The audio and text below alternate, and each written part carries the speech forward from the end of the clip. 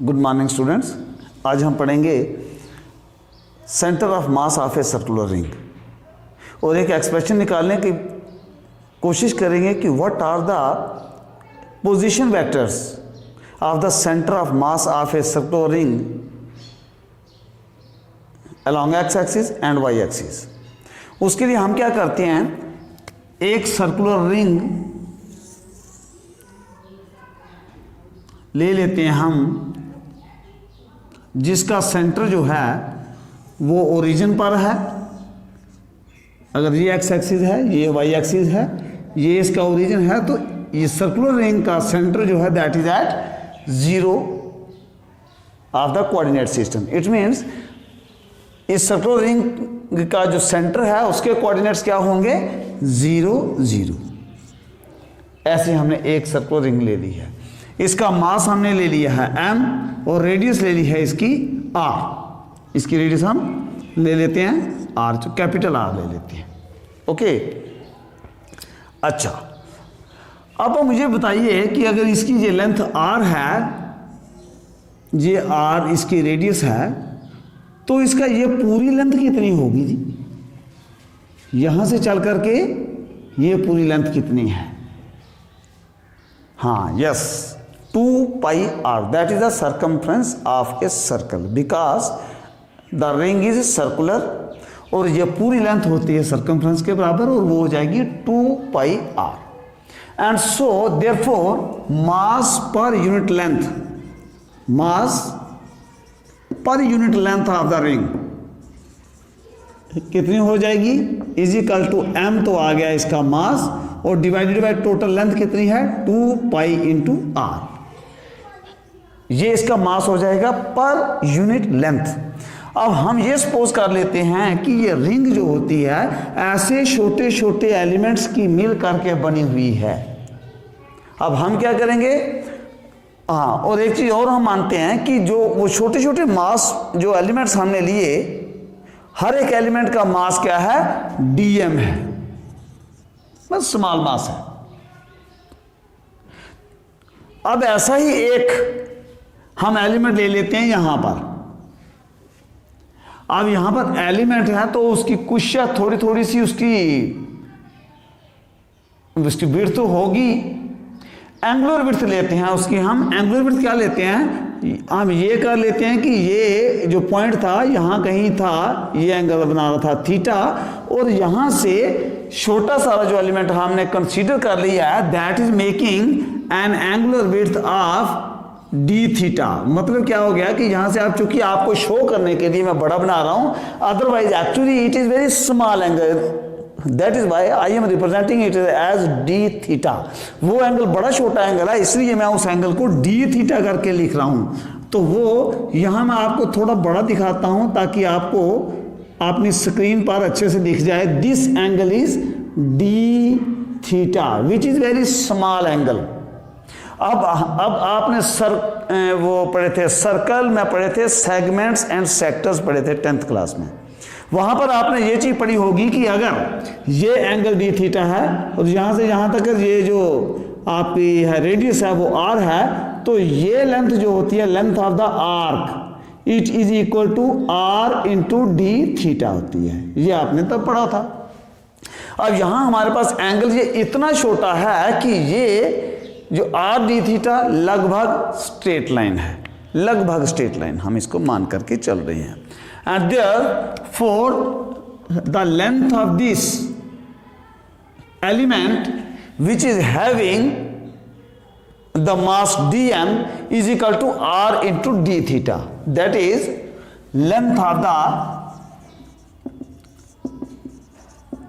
element is equal to r into d theta। r d theta उसकी आ गई length, ठीक। अच्छा, अब हम ये जो पॉइंट था हमारा, जहां पर कोई पार्टिकल एक टाइम में था, इसके कोऑर्डिनेट्स क्या हो जाएंगे, यहां से अगर मैं यहां ये जो परपेंडिकुलर ड्रा कर लूं तो यहां से यहां तक हो गया x और यहां से यहां तक हो गया y। मतलब अलॉन्ग एक्स एक्सिस इसकी एक्स लेंथ मान ली और यहां से यहां तक इसकी वाई लेंथ मान ली है। अब आपने वेक्टर तो आपने पढ़े हुए हैं, और ये जो है ये r जो है तो ये पोजीशन वेक्टर है, इसलिए ये पोजीशन वेक्टर है, ये एंगल थीटा है, तो ये लेंथ किसके बराबर हो जाएगी, x किसके बराबर हो जाएगा, r into cos of theta, and the perpendicular to it, ये वाली लेंथ किसके बराबर हो जाएगी, y, इसके परपेंडिकुलर जो होती है वो होती है r into sine of theta. इसलिए कोऑर्डिनेट्स ऑफ द एलिमेंट्स क्या हो गए हमारे पास, coordinates of the element is equal to x और वाई हुए। एक्स किसके बराबर है, आर कास थीटा के बराबर, और वाई है आर साइन थीटा के बराबर। ये आगे हमारे पास जो कोऑर्डिनेट्स, मतलब क्या हो गया, x is equal to r cos theta है और y is equal to r sine theta है। अच्छा जी, और डीएम जो हमने निकाला था, इसका मास कितना है, जो हमने स्मॉल एलिमेंट लिया है उसका mass in terms of the mass per unit length of this ring. Mass per unit length of the ring हमने किया था m/2πr, ठीक है जी, और इसकी लेंथ हमने कितनी निकाली है, r इंटू डी थीटा। तो इसमें से क्या कटेगा, r और r कैंसिल हो जाएगा, तो आ जाएगा m/2π इंटू डी थीटा। अच्छा, ये दो चीजें हमारे पास हैं, एक ये चीज है, एक ये चीज है। तो अब हम सपोज कर लेते हैं कि late x cm and y cm, these are the coordinates of the center of mass of this ring। ये जो रिंग हमने सपोज की है, इसके सेंटर ऑफ मास कहीं जहां है, उसके जो कोऑर्डिनेट्स हैं वो क्या हैं, एक्स सी एम और वाई सी एम। और जब हमने सेंटर ऑफ मास स्टडी किया था, उस समय हमने एक्सप्रेशंस निकाली थी x c m, y c m, z c m. तो एक्स सी एम किसके बराबर होता है, x c m is equal to आ जाएगा 1/m, that is the mass of the ring, integration of dm into x. ऐसा ही था, बस इसी को सॉल्व करना है। अब आपके पास dm की वैल्यू भी है, x की वैल्यू भी है, और m की तो m तो उसका मास है, और इसको इंटीग्रेट हम करेंगे 0 से लेकर 2π तक, because the total length which is like that, इसका पूरा एंगल कितना बनता है, 0 से लेकर पूरा कंप्लीट एंगल है, और कंप्लीट एंगल होता है 2π। इसी की वैल्यू निकालनी है, तो आपके पास एक्सप्रेशन आ जाएगी। अब देखिए किस, ये आ जाएगा is equal to 1/m integration of 0 to π। और dm किसके बराबर आ गया हमारा, dm आ गया m/2π into d theta into x is equal to r cos theta, which equal to, आप देखिए यहां से हम जिस वेरिएबल के रिस्पेक्ट में हम इसको इंटीग्रेट कर रहे हैं वो तो अंदर ही रहेगा, और बाकी सभी जो टर्म्स होंगी वो बीइंग कांस्टेंट बाहर आ जाएंगी। ये 1/m तो वैसे का वैसे है, यहां से देखो m/2π और r ये बाहर आ जाएंगी, m/2π इंटू r आ गया बाहर, अंदर आपके पास बचा 0 to 2π into cos theta d theta is equal to, ये m और m कैंसिल हो गया, हमारे पास आ गया r/2π इंटीग्रेशन ऑफ, इंटीग्रेशन क्या करेंगे, सीधा इसका इंटीग्रेट कर ही लेते हैं। अब कास थीटा का इंटीग्रेशन होता है साइन थीटा, और हमारी लिमिट है 0 से लेकर 2π is equal to r/2π into, अब साइन थीटा जो है पहले आ जाएगा साइन 2π, ऊपर वाली लिमिट, फिर उसके बाद माइनस, फिर आ गया sine 0 is equal to r/2π into sine 2π is equal to 0 होता है, माइनस साइन 0 भी 0 होता है, that is by this complete term becomes equal to 0 because sine 2p/, 0 और साइन 0 भी 0, और 0 से 0 गया तो हमारे पास 0 ही बचा है। इसका मतलब x component of the centre of mass of this circular ring will be equal to 0। अब हम y कंपोनेंट भी निकालते हैं, कि इसका y कंपोनेंट किसके बराबर आता है। तो y कंपोनेंट किसके बराबर आता है, जो हमारा फार्मूला था y कंपोनेंट आ गया YCM, हमने भी सपोज किया।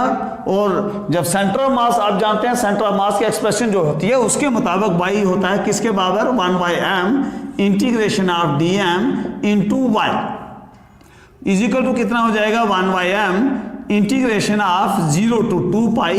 अब dm हमारा कितना है, dm जो मास हमारा था वो था m/2 pi into d theta into by किसके बराबर आया था, r साइन थीटा, यहां से आ जाएगा। ओके,